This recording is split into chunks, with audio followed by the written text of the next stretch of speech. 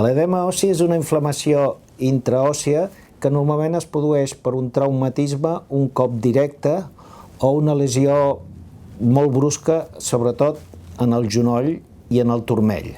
A vegades també és conseqüència d'una microfractura de l'os deguda a una sobrecàrrega o un estrès. El tractament sempre és rehabilitació, repòs esportiu i magnetoteràpia. I normalment s'ha de reposar com a mínim uns 3 mesos.